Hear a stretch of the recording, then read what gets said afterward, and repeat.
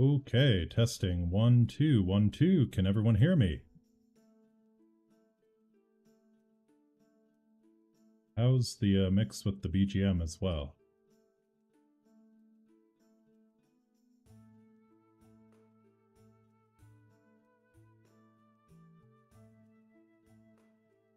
Pretty decent. Yep, awesome. All right.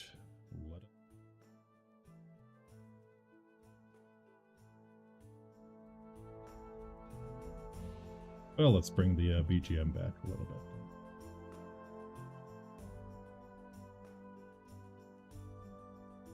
Okay.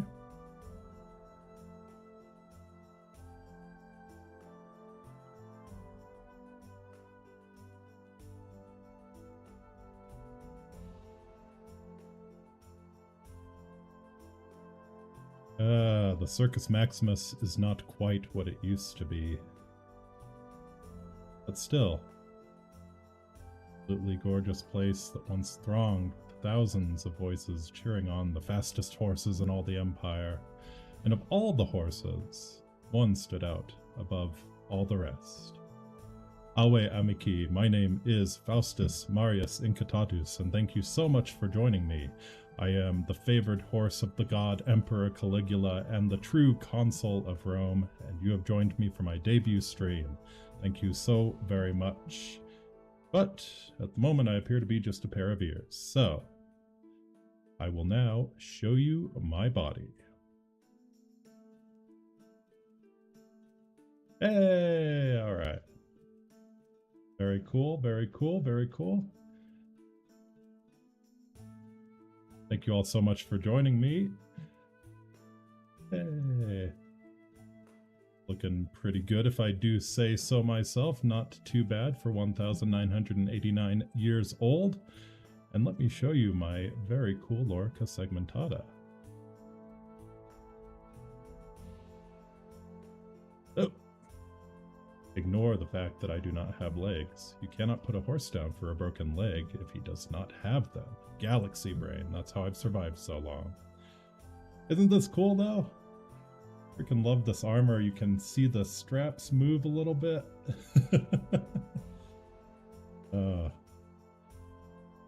Very cool. We'll get into Llerose. She designed and rigged this model. It's looking very great if I do say so myself. Just a little bit nervous. Just a little bit nervous. But we'll get through this. But yes, glorious Lorica segmentata, as I am the consul of Rome. It all looks very good. And well, let's move on to the next slide. I'll tell you a little bit about the man, the myth, the horse, the legend, Incitatus. There we go. Okay.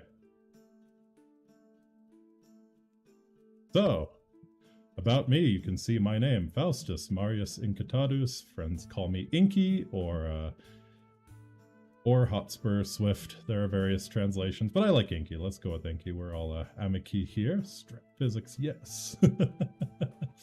I was born on the Ides of March 33 AD, and I stand at 18.5 hands tall. That's about 6 foot 2 inches. Those not versed in the way of the horse. My interests include history, obviously, also gaming, music, sleeping, and of course being the consul of Rome. Music, I actually play the cello. Maybe I'll share that with you guys sometimes. I know gaming and sleeping, of course, are self-explanatory. My favorite games, Victoria 2, a great historical game. I'm a huge sucker for all Paradox games in general. We're definitely going to check out the new Hearts of Iron 4 expansion when that comes out, and of course Stellaris and Victoria 3 when that is finally a thing. We'll be glad to bring those to you on this channel. Morrowind, probably the game I've played the most. It just never gets old, can be modded to infinity. Majora's Mask, an absolute classic, and of course Dark Souls 2. So very much into grand strategy games, RPGs, adventure games, that sort of thing. So if you like that, well, you'll find this channel to be the sort of thing you like. I am the History Horse. This channel is about both gaming and history presentations like tonight. So two of my favorite eras are definitely the Victorian era and, of course, classical antiquity. Just love the Victorian era, the politics, the rapid social changes coming about as a result of industrialization. And, of course, well, classical antiquity. Gotta love when you were young. So we'll be focusing on those eras especially on this channel, but hey, I'm going to try and talk about all different times, all different places, and I hope you can join me along for the ride. Dislikes. Like any good horse, I absolutely hate snakes, cannot stand them. See it in the grass, I am out of there even faster than I normally go. Also hate coconut, absolutely disgusting. Pineapple on pizza is, I mean, it's a given. I felt I didn't need to include that, but of course pineapple on pizza is unacceptable. Needles, and of course the Roman Senate, because, like, really, screw those guys. My goals. On top of being the consul of Rome, I'd also love to write a book, maybe about the history of VTubing. I think that might be actually useful for future generations, and, well, I am a little bit of an expert on the subject since I'm one myself now. I'd also love to open a restaurant and, of course, encourage curiosity and a love of history in future generations. That's really what it's all about. We look to the past as historians, but it's for the present, it's for the future, so that we can understand our circumstances better. So those are some of my goals. I would really love to open a restaurant. I'm sure you've all heard the Goth IHOP memes. I want to make that a reality. And of course, the servers would be welcome to dress as 20th and 21st century Goths or 4th century Goths. I love a girl in chainmail. So those would both be welcome at Incitatus's Goth IHOP. Anyways, moving right along here. Talking about socials and kind of my goals for this channel. So you can follow me on Twitter. That's the hashtag right there. Will there be coconut items at your restaurant? Ugh. Man, asking the hard questions right out the gate, Sal. I guess if there's enough demand for it, but I won't be happy about it. I'll put it that way. Yes, you can follow me on Twitter at FMIncitatus. I was thinking about having the hashtag horstory for my streams. I asked a few friends if that made them want to punch me, and if so, how much. The results were generally favorable, not too punchable of a stream tag, so I think we'll go with that as long as there are no objections. And also, I'd love to hear from you on what other social media sites you'd like to use, what works best to reach out to you. I think maybe a Discord server, get on Instagram perhaps, that sort of thing. Not too keen on TikTok, but maybe I could be persuaded to do that. But yeah, if you would like to drop me a line, you can always DM me on Twitter. You can send me a DM on YouTube as well. Reach out, because I'd love to hear from you. Anyways, my goals for this for these streams, I'd like to do a live history presentation just like this one at least once a month. I'm actually hoping that once I get into the swing of things, I can do one every 2 weeks, but, you know, you definitely want to under-promise and over-deliver on these sorts of things. So at least once a month, hopefully a lot more than that. I have some good ideas for presentations lined up already. And again, if you have a great idea, if you'd like to get in touch with me, I'd love to hear from you with ideas for stuff you'd like to hear me talk about. So live history presentations at least once a month.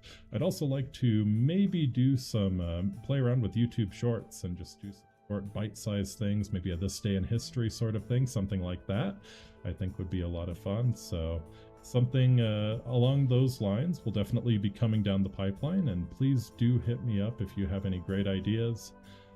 Gaming streams is going to be the bulk of the channel. I'll try to do those at least 2 or 3 every week, hopefully again more than that, especially games inspired by history.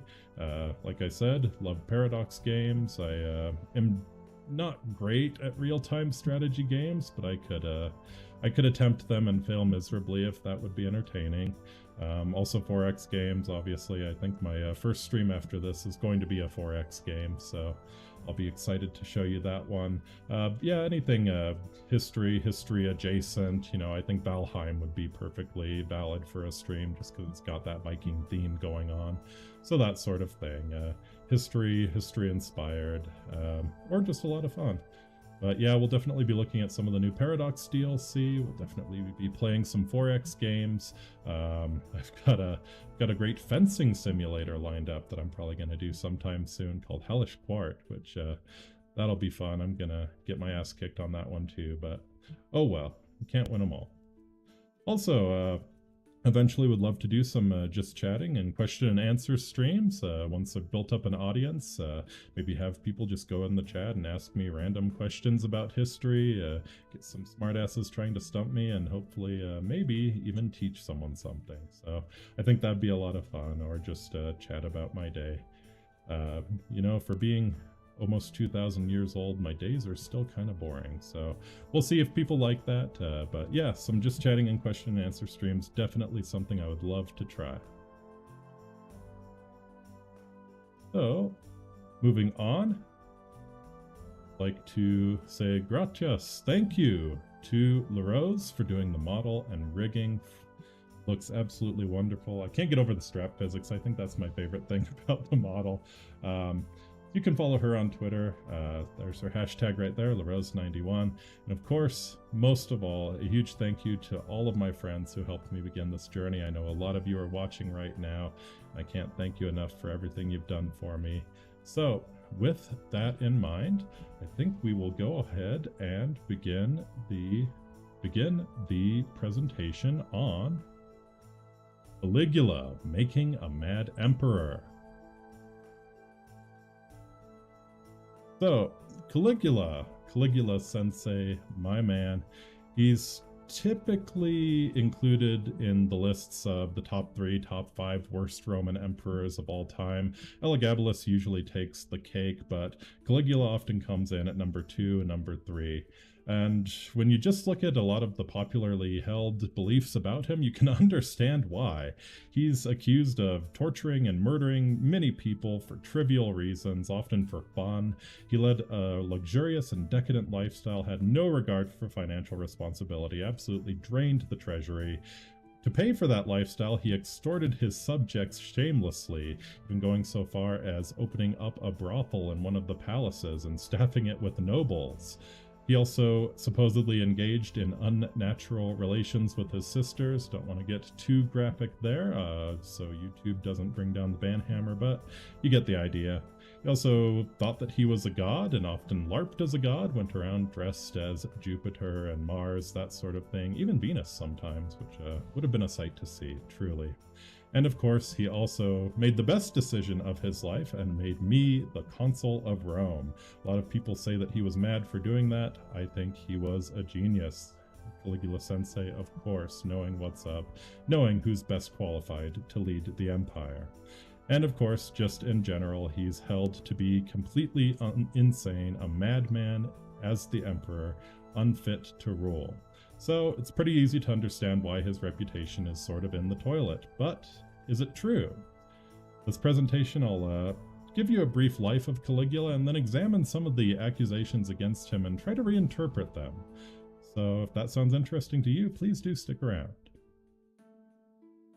So starting off with Caligula's early life, he was born Gaius Caesar Augustus Germanicus on August 31st, 12 AD. He was the son of Germanicus, who was a very prominent and extremely popular Roman general. After the legions got wiped out at Teutoburg Forest in Germany, he exacted revenge on all of the German tribes and really became one of the most popular men in Rome at the time for doing that, and earned his surname as well. His mother was Agrippina the Elder, who was a granddaughter of the current Emperor Augustus, so of course he was very much in line for the throne. He spent most of his early life in military camps, obviously, with his father in both Germany and Syria, and his mother dressed him up like a little soldier, and that earned him his cognomen, Caligula, which means little boots. That's right, one of the most vicious and terrifying Roman emperors of all time. Well, his name means little boots. Anyways, Augustus dies just 2 years after Caligula is born. He's succeeded by his stepson, Tiberius. Now, Tiberius, if you've ever worked with someone who's just like a year away from retirement and has totally checked out from really doing anything on their job, that's kind of the emperor that Tiberius was. He was a great general before he became the emperor, but he was lazy, he was ineffective, and extremely paranoid, and oftentimes he wasn't even in Rome. This allowed his praetorian prefect Sejanus to basically run a little mini dictatorship while Tiberius was off on his island just relaxing and enjoying his wealth. So that was the kind of emperor that Tiberius was. It led to a lot of problems, the most prominent of which were the treason trials, as a bunch of prominent nobles tried to destroy each other under the dictatorship of Sejanus.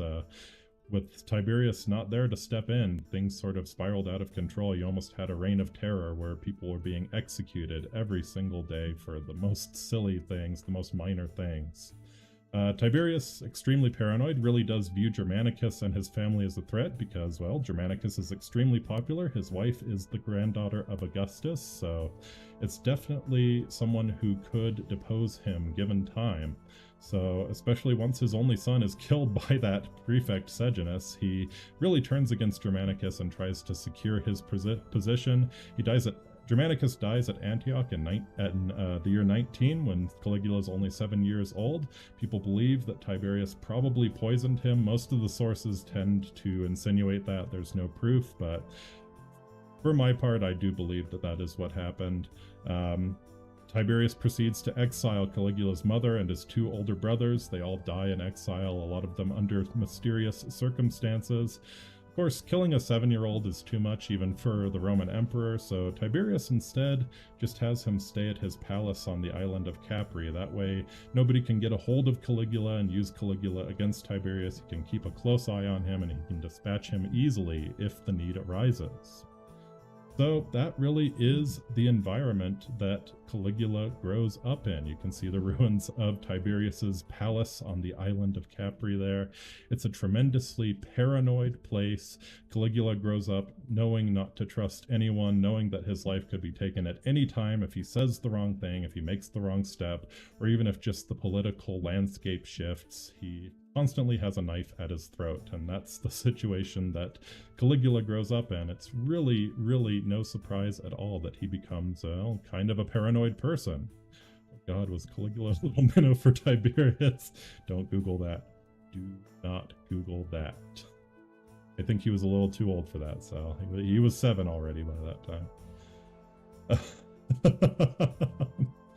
So yes, but yeah, it was a terrible, terrible place to be, little minnows or not.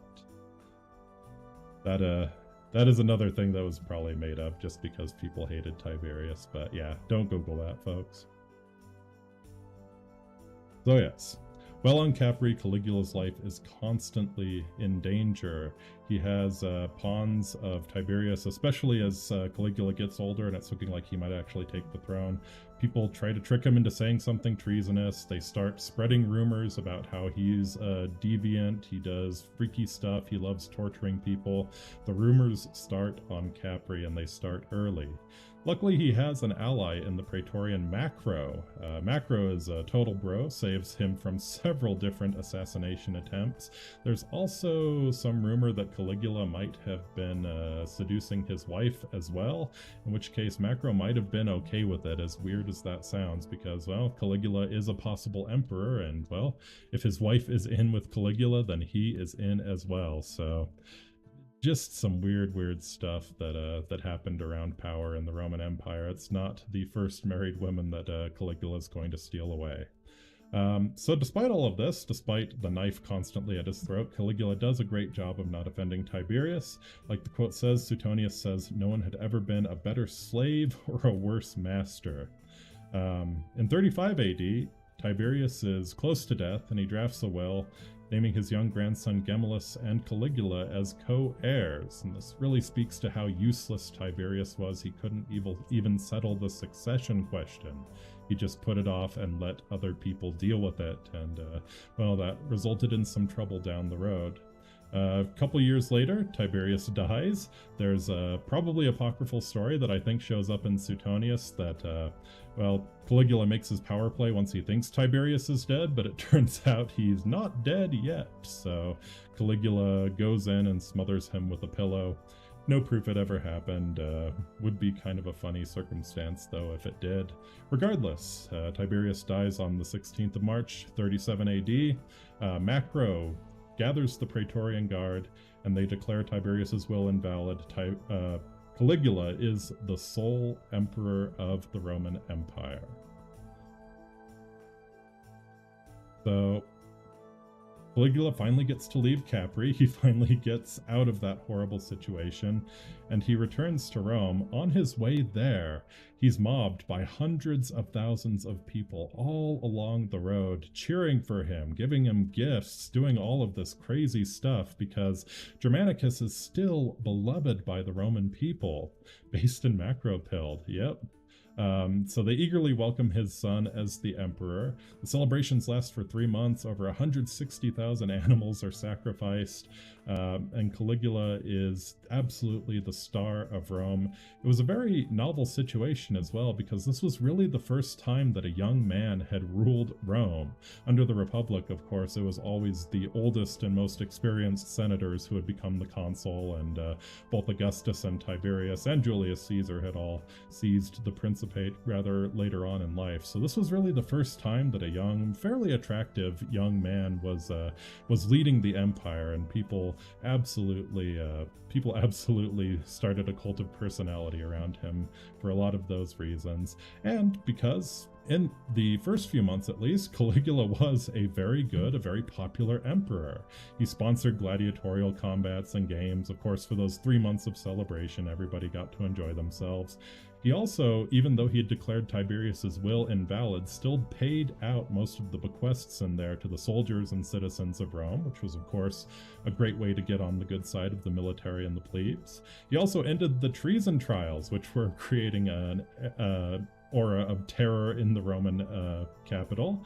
That was extremely popular, and he even said that he had destroyed the records of the trial. Everyone was welcome back. Everything was forgiven. This was complete bullshit, but he got away with it for at least a little bit. He also honored his family and the Senate quite a bit. Once he got into Rome, he made a very great speech flattering the Senate, telling them that they were, of course, exactly what they wanted to hear, that he had utmost respect for this august institution, even though the Senate at this point was completely useless. And that was really the game that the early Roman emperors had to play, pretending to still respect the Senate while wielding absolute power. It's kind of a crazy game. There was a lot of hypocrisy involved, and one thing that Caligula absolutely could not stand was hypocrisy, as we'll see later. But for the first few months at least, he plays the role. He honors his family, he honors the Senate. The painting on the left there is a really nice Renaissance work of him depositing the ashes of his mother and brother at the tomb of his ancestors, which is something he did. It was a big production, had a big procession through the streets of Rome. It was pretty much a funeral procession for an emperor was how it was treated, and as he deposited these ashes. Of course, he also heaped honors upon his living family, especially his sisters. He had everyone in Rome, when they were swearing an oath, they swore not just to the emperor, they swore to Caligula and to his sisters. So the Romans had a huge focus on family. Honoring his family was a great way to increase his poll numbers, if you will, and show himself to be a proper Roman man worthy of leading the empire. So he really does everything right in his first few months. And we'll talk a little bit about that family life now. So he has 4 wives during his life. The first one is Junia Claudilla. She dies in childbirth before Caligula becomes the emperor. Child doesn't survive either. However, her father still sticks around and is around the power. So he's still in the picture, and he's actually some of the power behind Caligula's throne in the early goings, his ex-father-in-law. His second wife, Livia Orestilla. The sources say that Caligula apparently saw her having a wedding, decided to yoink her from that wedding. Kind of unsurprisingly, that one didn't last too long. I don't think she was too happy about being pulled away from the altar, so they quickly get a divorce. Wife number 3 is Lollia Paulina. She's one of the most beautiful women in Rome. She is also infertile and was also married. But again, much like Macro, her husband eagerly offered her up to Caligula because the emperor's favor was worth a lot more than, well, a beautiful woman. Unfortunately, that's kind of where women were at the time.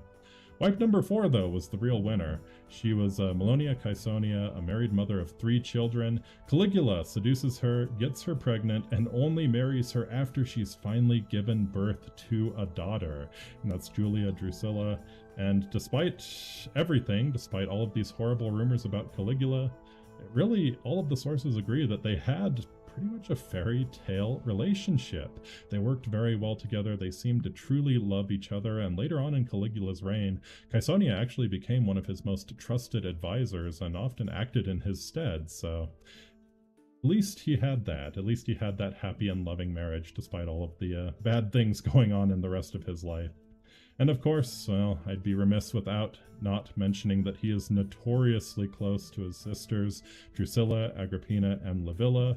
Drusilla is the favorite. She often takes the place of his wife. There were very strict seating arrangements at a Roman banquet. The emperor was seated somewhere, and typically his wife was sat right next to him. A lot of times, instead of Caligula's wife, he had Drusilla there, or one of his other sisters. So you can see how the rumors kind of started. He definitely was extremely, extremely fond of his family, and that led to some rather untoward rumors later on in his life. Hey, welcome, F Shadow. Good to see you. Anyways, as I kind of hinted at before, Philo of Alexandria, in his writings, he speculates that Caligula was kind of controlled behind the scenes by his father-in-law Silanus, who was the father of the first Junia Claudilla, and also the Praetorian prefect Macro, his bro. However, tragedy strikes 8 months into Caligula's reign. He becomes extremely ill, looks to be on death's door. The Roman people mourn. Several nobles make extremely self-serving public declarations, kind of go into hysterics over it, saying they'd gladly die to save Caligula, or they'd fight in the gladiatorial games, that sort of thing. Caligula took great pride in taking those people up on those offers once he got better. Macro and Silanus see, however, that he appears to be on death's door, so they abandon him. They begin preparing Gemellus to be the emperor. They want to continue to play that role of the behind-the-scenes power broker, but they bet wrong. Caligula's absolutely offended and threatened, as he should be, and he declares his sister Drusilla to be his heir instead. One of the things he did when he first became the emperor was to declare Gemellus his co-emperor, to kind of head off that power struggle and make sure everybody was in a good place so that he's not getting a knife in the back right away. So instead he decides, well, Drusilla is going to be my heir instead, and so that meant that Drusilla's husband would be the true emperor, Marcus Aemilius Lepidus. And, well, a few weeks later, Caligula says, call an ambulance, but not for me. And he kills Macro, Silanus, and Gemellus. Macro and Silanus are both executed, and he forces Gemellus to commit suicide. So again, this is his ex-father-in-law. This is the Praetorian prefect that had saved his life numerous times on Capri, that had engineered his ascent to the throne, and this is a young boy that he is killing in cold blood. That is really the perfect picture of the power politics in the Roman Empire at the time. But a lot of the writers, they understand it. I think it was Seneca, who's usually absolutely brutal to Caligula.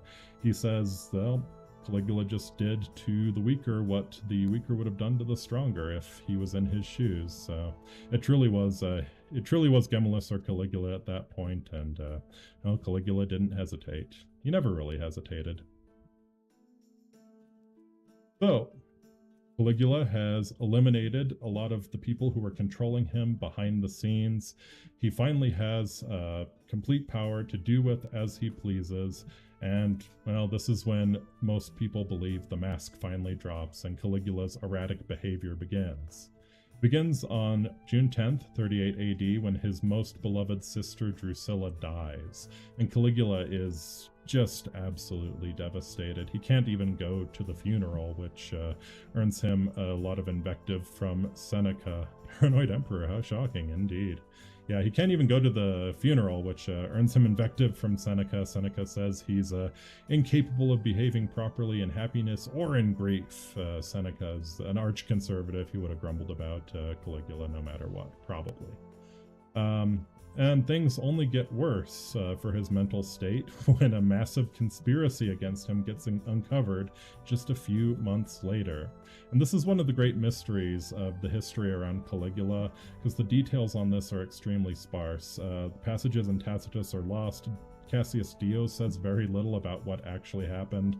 All we know is that it was a conspiracy against him that involved a whole lot of the Senate, and Caligula was absolutely furious about it.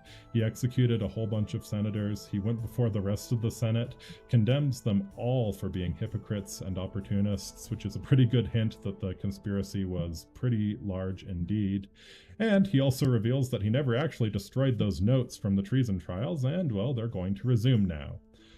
From this point on, Caligula truly is at war with the Roman aristocracy, and this is the point in pretty much every history of Caligula where the demarcation occurs between the early reign and the later reign where Caligula kind of goes crazy. So, the mask has finally dropped. One of the first things that Caligula does once he's out from under the heel of Silanus and Macro is that he starts spending that money like mad. In just 2 years of his reign, he blows through 2.7 billion sesterces held by the imperial household. The conversion rate, sesterces to US dollars, is kind of impossible to establish, but a conservative guess is that's probably about $1 billion US dollars. It's more likely closer to $2 to $5 billion, perhaps even $10 billion. Suetonius says in reckless extravagance, he outdid the prodigals of all times in ingenuity, really just going all out, spending that money like it's burning a hole in his pocket, bathing in perfume, eating gold-crusted food, dissolving pearls in vinegar and drinking them, pleasure yachts, and of course the most luxurious stable ever for me. In my 2,000 years of life, I've never had nicer digs than that. Just marble everywhere, silk saddle blankets, gold flecked oats. It really doesn't get any better than that, folks.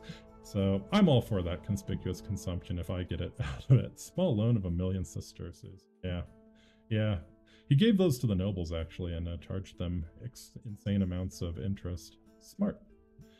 Yes, and of course he's quoted as saying a man ought either to be frugal or Caesar. Go big or go home, basically, but it also meant that the other nobles, of course, had to try and keep up with this consumption. Well, because, well, it wouldn't do for them to be totally outclassed by the emperor. They have to spend their own money, and of course Caligula knew that, and that was a big reason why he was spending so much. He wanted to put all of the nobles who had just betrayed him to shame. Caligula pays for this extravagance by extorting his subjects. Lots of new taxes, lawsuits, porters, prostitutes. He auctions off items and slaves from the imperial household. Also sells tickets to dine with him, much like a modern-day political candidate might have one of those, $100,000 a plate dinners. Caligula did the same, so it's an idea that's been around for a very long time. And of course, the most notorious rumor is that he turned the palace into the brothel, staffed it by nobles, and he lent his customers money at exorbitant rates of interest in order to use that brothel. So, at least he was generating some cash flow, wasn't just spending, right? Anyways, later on in 39 AD, once he has crushed the first conspiracy, he begins preparing for a major campaign in Germany. He wants to follow in his father's footsteps and conquer more of Germany, because, well, a great military victory would put him on more even footing, he felt. That would probably improve his position. So just a few months after that first conspiracy, he begins gathering legions and preparing to campaign in Germany. However, at the same time, the most dangerous plot to kill Caligula takes shape. The chief participants, you can see them below: Marcus Aemilius Lepidus, the former husband of his dead sister Drusilla, both current consuls, a whole bunch of senators, Cornelius Lentulus Gaetulicus, who was the commander of the legions on the Rhine. He'd been there for decades and basically lived as a warlord in that area. And most heartbreakingly for Caligula, his sisters Agrippina and Livilla were also in on the action. And this was probably because Caligula had just had a daughter, so both Marcus Aemilius Lepidus and his sisters were, kind of put off that they were out of the Lepidus boo. There are a lot of Lepiduses and they always suck. It's rather amusing actually. They're always kind of losers. It's no offense to the Lepiduses out there, but they're always kind of losers in Roman history. It's fascinating. That's not the Lepidus who was part of the Triumvirate, obviously, in the time of Julius Caesar and the Civil War afterwards. Different Lepidus, but also sucked. So yeah, but Caligula's sisters get in on the action because they're kind of angry that, well, now Caligula has a daughter. Our children are not going to be in line to be the emperor, so let's get him out of the picture so that we have a chance. And that was a very, very important thing, especially to Agrippina, whose bust you can see there. She wanted nothing more than to be the mother of an emperor, and well, she would get her wish later on. So we have this massive conspiracy. One of the books I read about this said it was probably the most ideal conspiracy to kill an emperor that had ever existed at any time in the Roman Empire. This was the most perfect one. It had everyone it needed, but unfortunately, someone snitched. Caligula learns of the plot and he takes swift action. He removes both of the consuls and all of the offending senators. As a side note about this, Suetonius paints this removal of the consuls as Caligula removing them for forgetting his birthday. Obviously, he had a much better reason to do that. He also, thankfully, was already gathering armies to invade Germany, so instead he takes them to Gaul to take on Gaetulicus. He brings Lepidus, Agrippina, and Livilla along with him. He doesn't suspect them yet, which is kind of heartbreaking. And, well, because he moved so quickly, Gaetulicus is taken by surprise. He surrenders to Caligula. He tries to save himself by outing Lepidus, Agrippina, and Livilla, but doesn't save him. Caligula executes him quite painfully. He also gets rid of Lepidus, but he still has that soft spot for the family. He still spares his sisters' lives, exiles them instead. This was probably a mistake, as we'll see later, but Caligula really did love his family, and this must have been one of the hardest things in his life, I have to imagine. Deciding what to do with his sisters, dealing with that betrayal, and ultimately exiling them. So Caligula did not live an easy life by any stretch of the imagination. And this was probably one of the saddest days after Drusilla dying. Anyways, since Caligula has all of these armies in Gaul, but he had to unfortunately spend some time marching them there, it's too late to campaign in Germany, so he winters in Gaul. He reorganizes the legions under Gaetulicus, removes other disloyal commanders as well, and disloyal in this case often meant that they were simply too slow answering Caligula's call and sort of hedging this boo Lepidus. Yes, absolutely boo Lepidus. Like I said, they're the biggest losers in Roman history. So yes, he reorganizes the legions under Gaetulicus, removes disloyal commanders who didn't answer the call in time, who seemed to be hedging their bets, seeing if Gaetulicus could maybe pull off this coup, gets rid of them, and he also auctions off all of his sister's stuff to raise a bunch of money. Following spring, Caligula decides that, well, he needs an easier win. He doesn't necessarily want to invade Germany, but hey, I'd like to invade Britain instead. So what follows is one of the most bizarre episodes in Caligula's career, and it's detailed there in short form. He marches his troops out to the English Channel, and while they're out collecting seashells on the beach, Caligula makes a grand proclamation that he has conquered Britain. It's time to return to Rome. War over. Good job. GG easy. Absolutely bizarre. And most of the later, in fact, all of the biographies of Caligula tell this exactly this way. So something's going on here, obviously, or Caligula is just absolutely insane. We have a modern artist's depiction of that invasion of Britain. Just truly, truly riveting stuff. Absolutely. I'm terrified. I would surrender right then if I saw that. So, after his brilliant conquest of Britain, Caligula returns to Italy. And when he returns to Italy, he's got a problem. See, the Senate is the only body that can give him a triumph. And a triumph is, of course, when they march through the streets of Rome, display their spoils of war, and it's the greatest achievement that any noble could hope for. But Caligula kind of hates the Senate. He doesn't want to go to them hat in hand and ask for a triumph. However, if he returns without any sort of fanfare, it's going to look like his glorious invasion of Britain was a failure. So instead, he gives himself a triumph. The grandest triumph of all time is what he's after. He wants to cross the sea for his triumph. He impounds all of the nearby boats in the Gulf of Pozzuoli, creates a pontoon bridge across the Gulf, roughly 3 miles long, packed with a layer of dirt on top. They didn't really know it was Alexander's breastplate, Sal, but it was a relic. That's what they believed. So, yep, he puts on that breastplate of Alexander the Great, since he's the greatest conqueror since Alexander, and he crosses this 3-mile-long bridge, truly a sight to see, of course backed by all of his cavalry and all of his soldiers marching across and all of his finery. He is actively recalling the pontoon bridges of Darius and Xerxes crossing the Hellespont to invade Greece.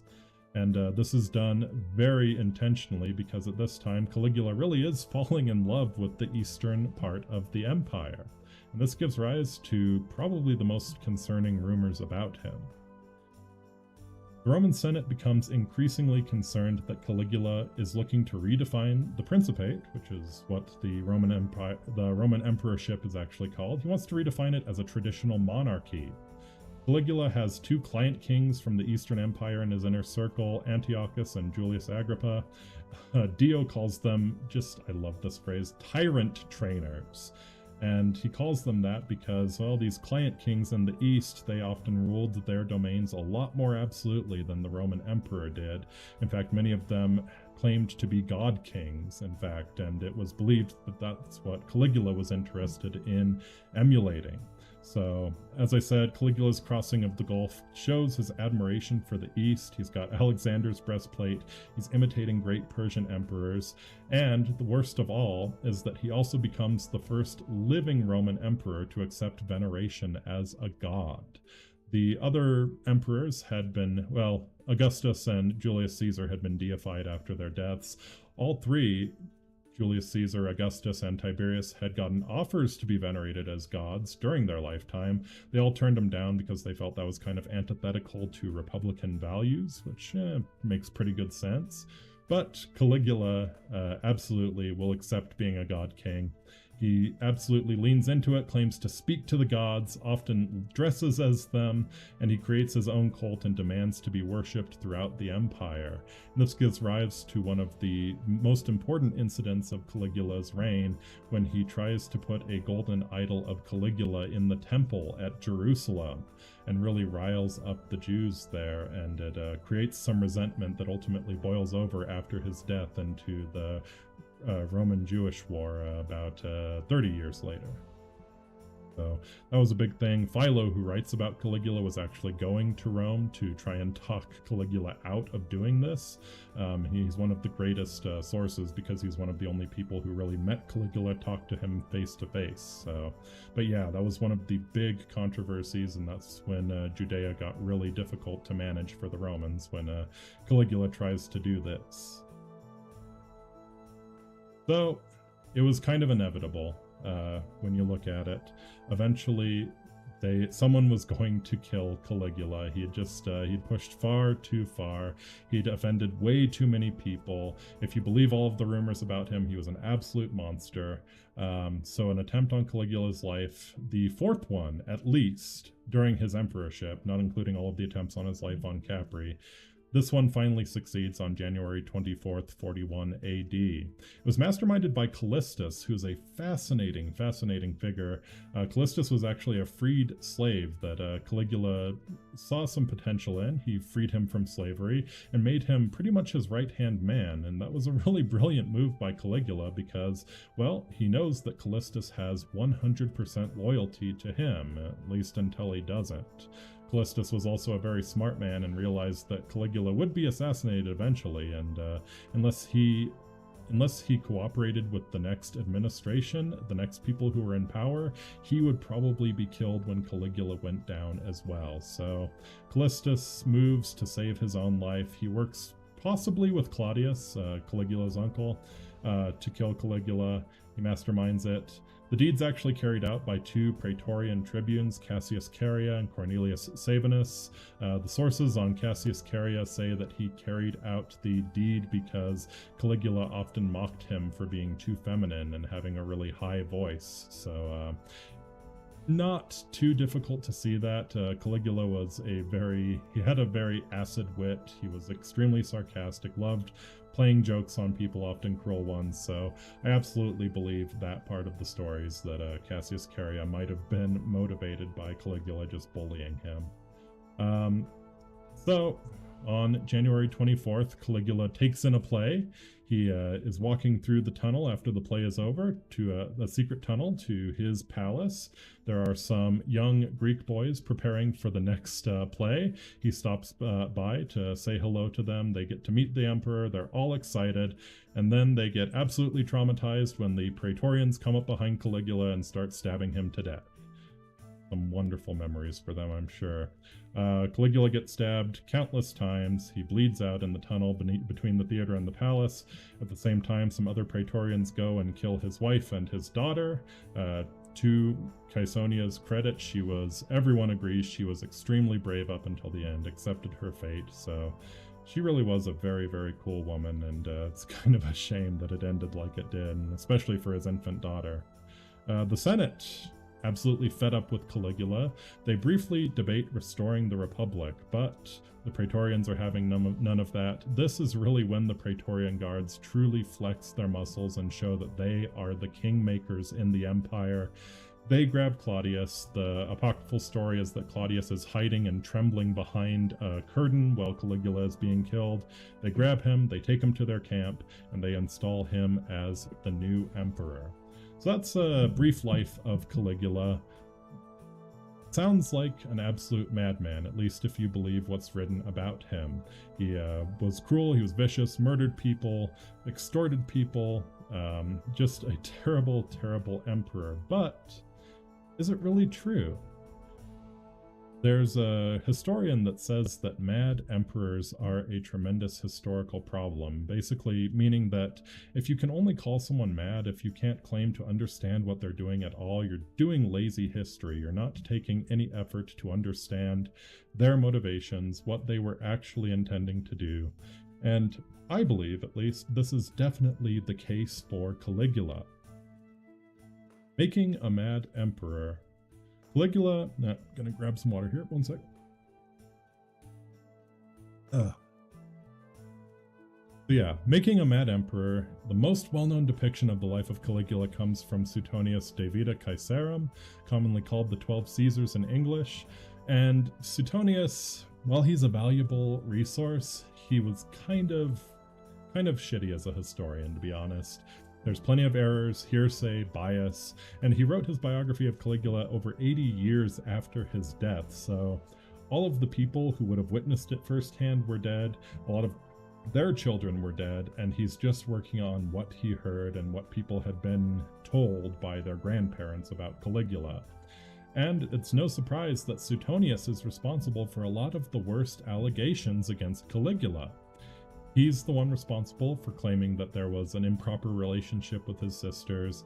He's the one who creates the story about making Incitatus a consul. Suetonius invents a lot of his erratic and murderous behavior. He claims that Caesonia prepared a love potion for Caligula that drove him absolutely crazy and explains it that way.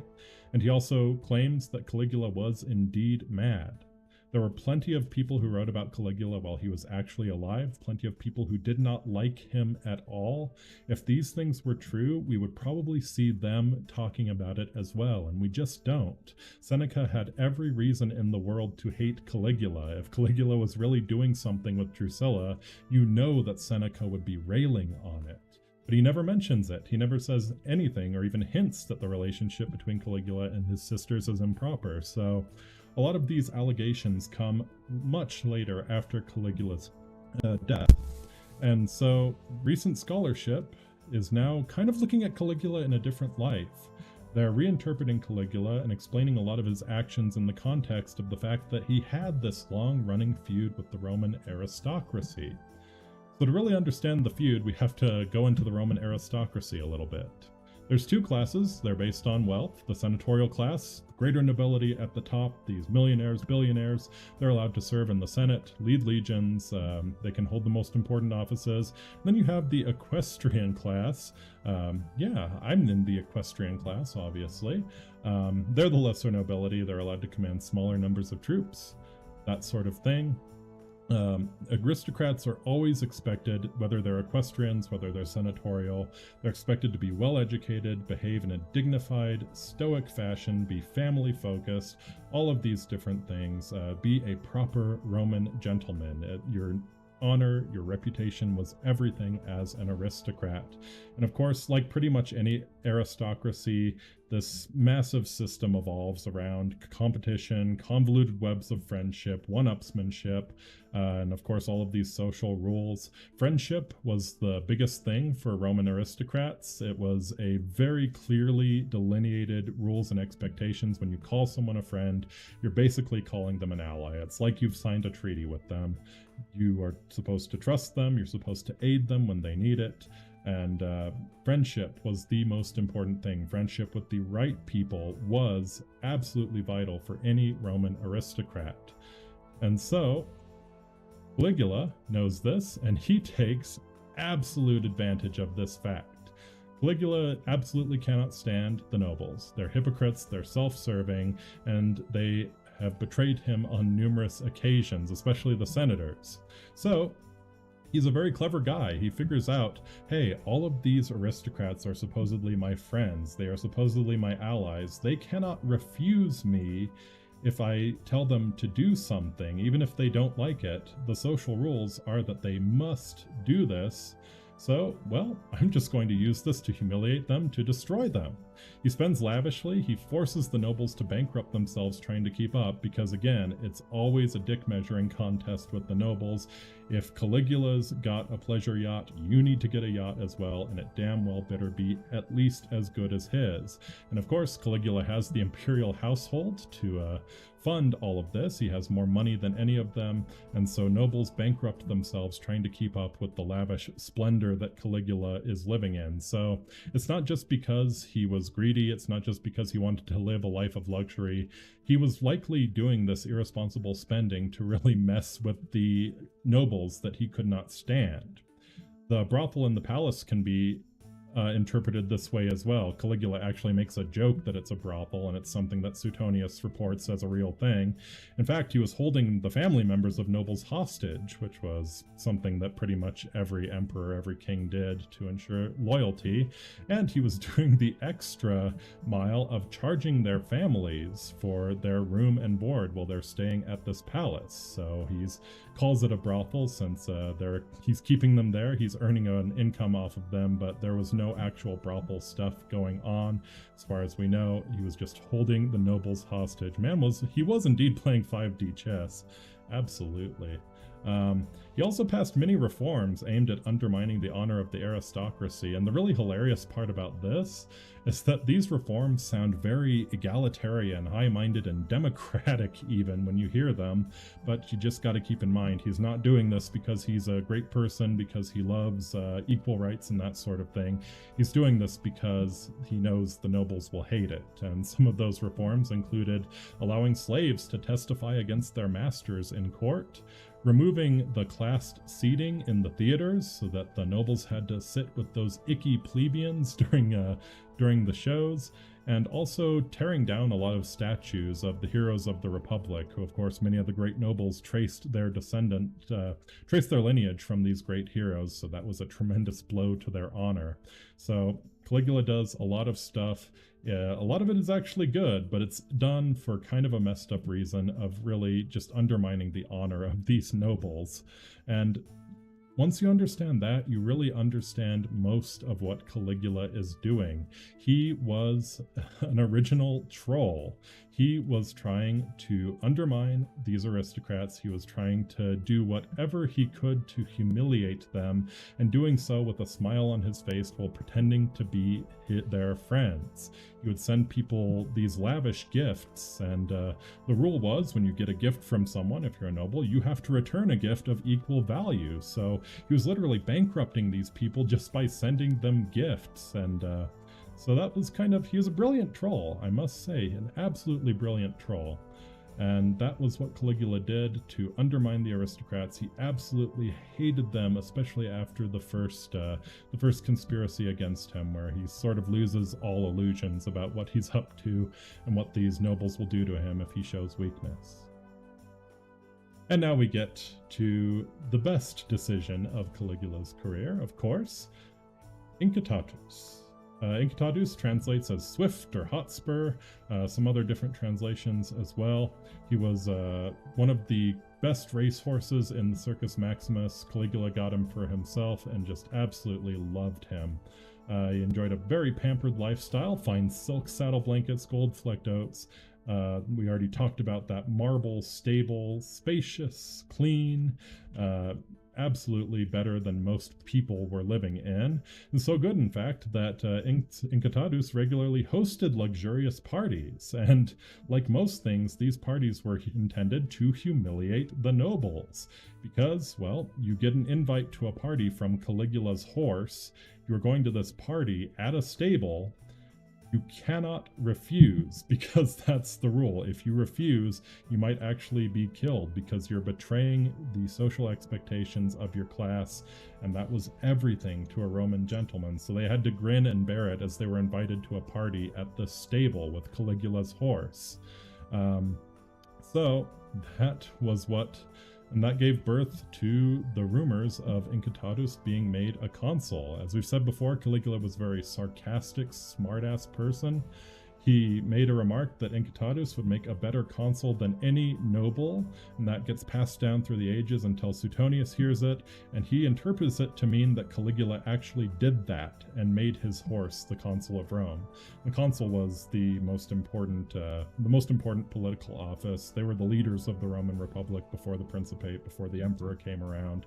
It was still around. They were sort of the day-to-day leaders of the empire. So a very, very prestigious post, and just made appointing Incitatus all the more hilarious, all the more far-sighted, actually, in my humble opinion, to appoint me as the consul.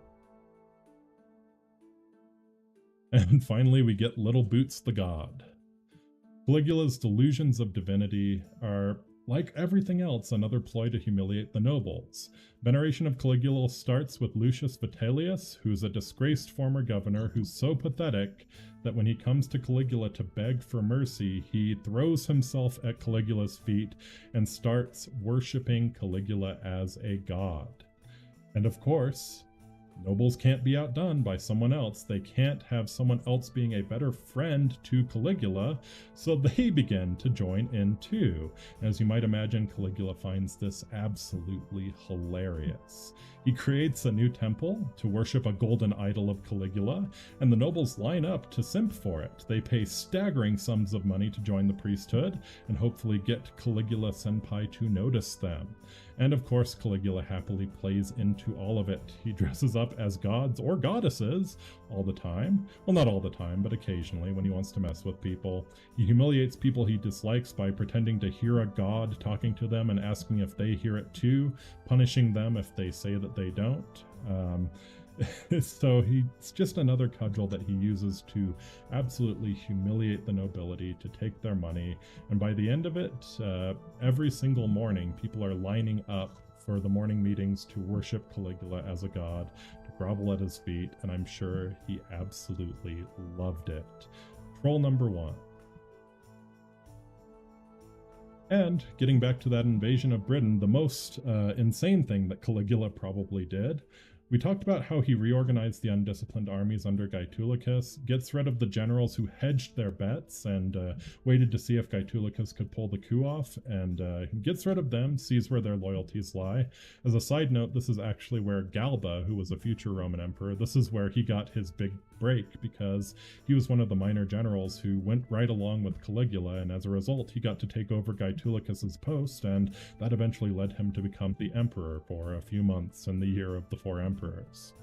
Evidence suggests, however, that the real reason for Caligula's bizarre actions during the invasion of Britain is that he faced a mutiny when he tried to invade.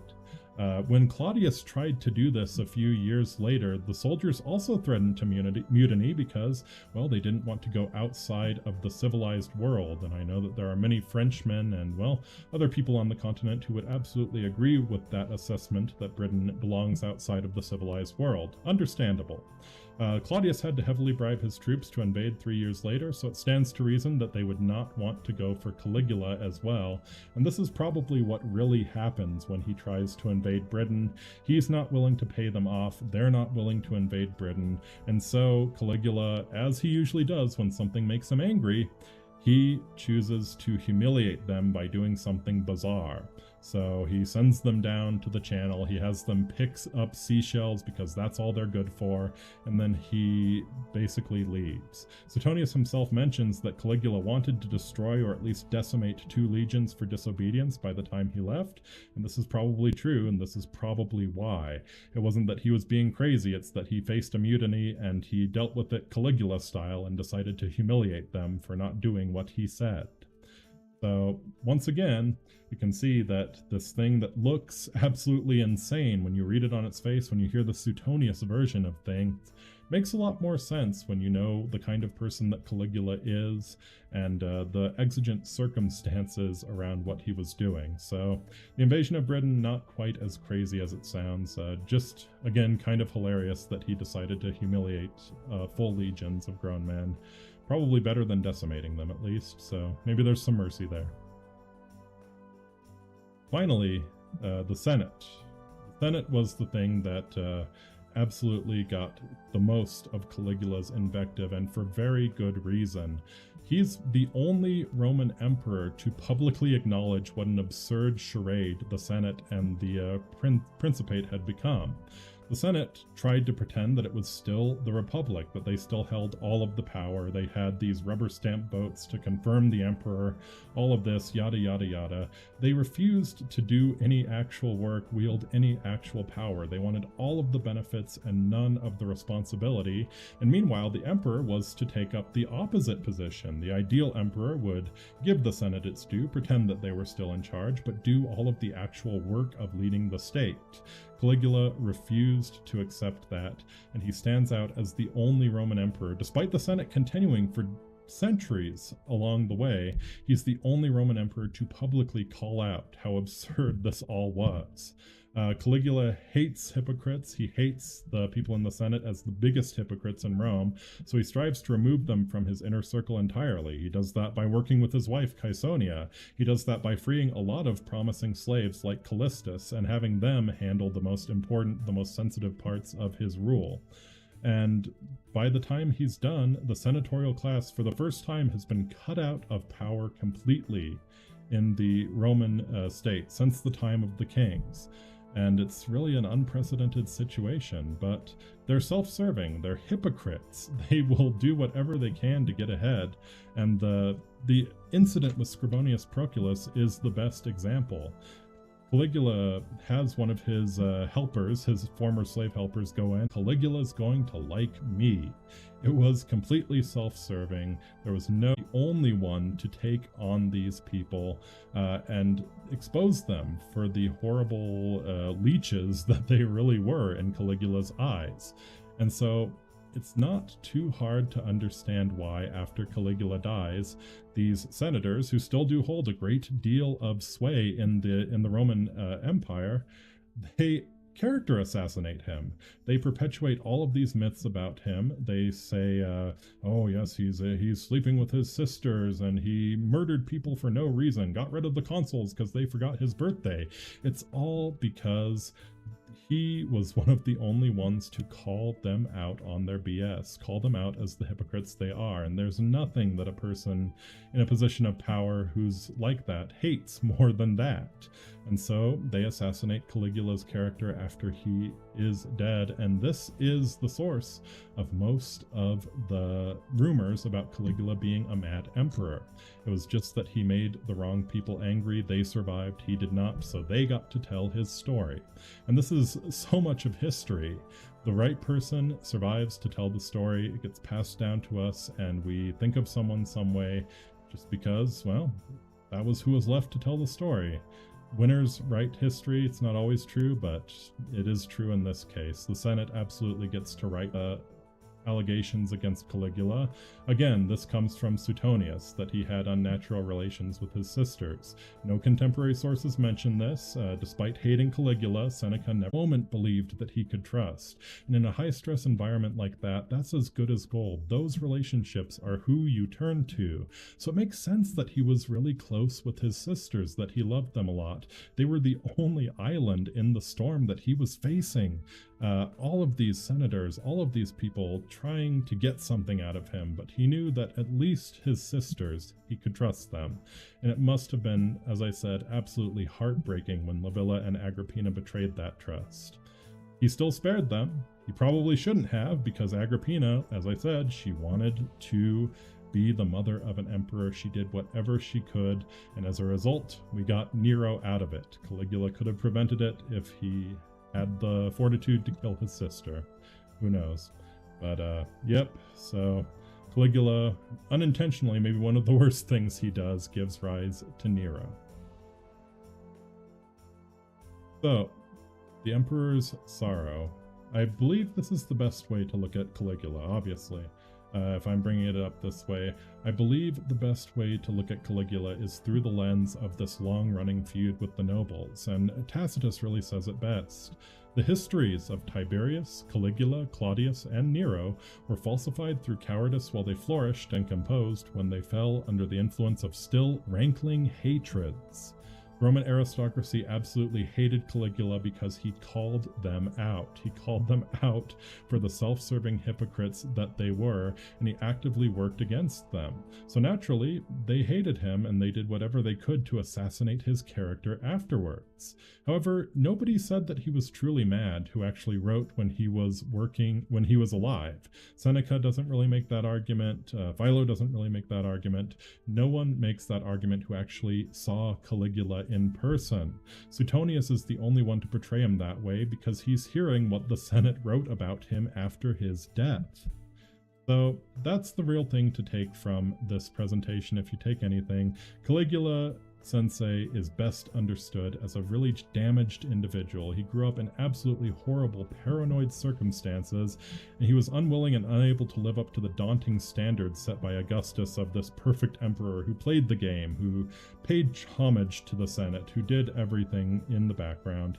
He was unwilling to live that way. He could not go without calling out the hypocrisy of the Senate, and they assassinated his character and assassinated him in real life for it.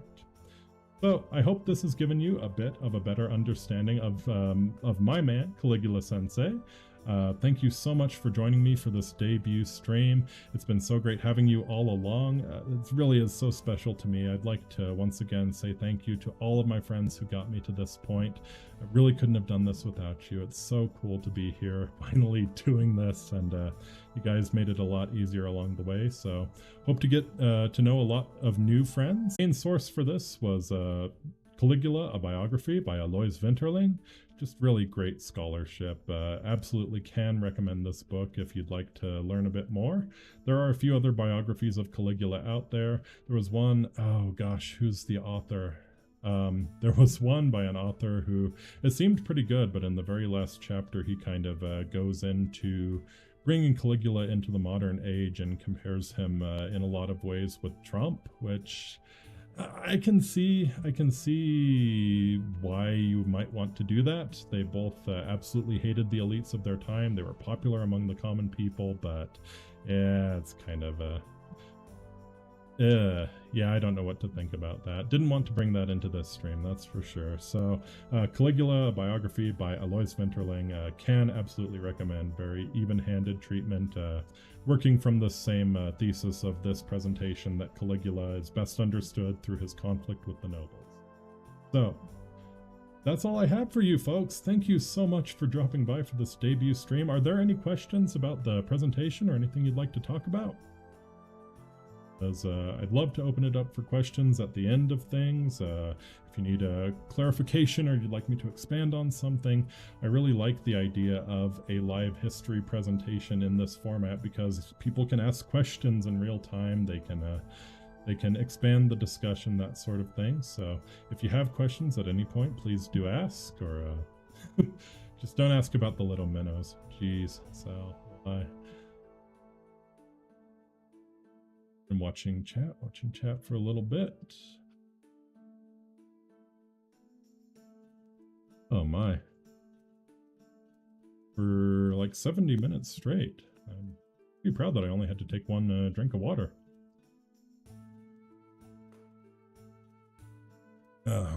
What's your favorite hijink that Caligula pulled? Ooh. Oh, that's a really, really great question. There are so many. Honestly, probably the pretending to be a god, just because of how ridiculous it was on its face.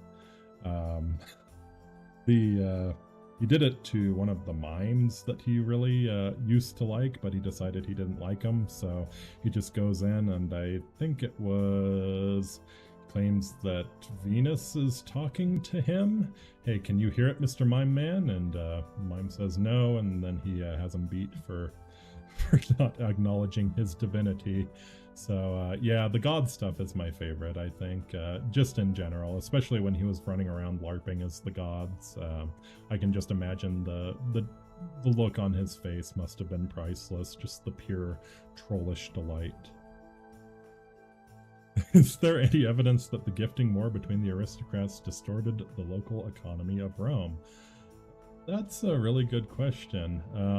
You would think that probably not, because it's always supposed to be reciprocal. So you're giving something and you're gifting something in return. But yeah, there's as I said when I talked about the value of a sestertius, there's really no way to, unless it's just absolutely brutal, there's really no way to quantify inflation or anything like that in the ancient Roman Empire. So it would make sense, right? This gifting war is causing them to buy up all of the gold, buy up all of the luxury goods, that sort of thing. So would not surprise me at all. But as far as I know, no, none of the sources really mention anything like that. But yeah, I would believe that it happened. Yeah, that's a pretty great hijink too. Just the gifting war. It'd help the lower classes, circulating the aristocrat money to the commoners. Yeah. But oftentimes the gifting was just between nobles. Like someone gets you a gift, and then you have to give them something of equal value. You're not necessarily distributing it to the lower classes.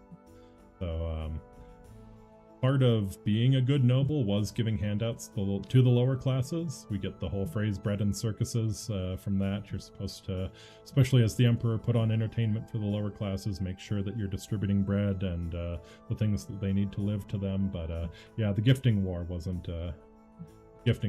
necessarily artisans who make luxury goods. Yeah. But in a lot of cases, the nobles actually owned those artisans' shops, so there were some. But yeah, part of the reason why I don't do gifts. There you go. There you go. Gifting war with you. I don't want to get into a gifting war. All right. Well, anything else? Okay. Well, folks, thank you so very much for dropping by. Again, I can't say how much I appreciate you being here for this debut stream. If I make it big someday, you can get to say that you were one of the few who saw the debut live. So, part of the 5D chess game, give them stuff you make money off of anyway. Heck yeah. Yeah, he really was a brilliant troll, man. I love Caligula. Anyways, so yeah. I'll go ahead and announce the next stream now. It's going to be, and I'll put up a tweet about this in a few minutes. I'm going to be playing Humankind, which is a new game, sort of new game. It's in early access, and it's trying to kind of take up the mantle of civilization and expand upon it. There've been some reviews both ways, but there's a new build, so I figured I'd love to give it a try. So this time, tomorrow, actually not this time, but 10 p.m. Eastern tomorrow, I will be doing a Humankind stream, so I hope you can join in for that one as well. Thank you all so much for joining me here on this debut stream. It means the world to me. Can't thank you enough.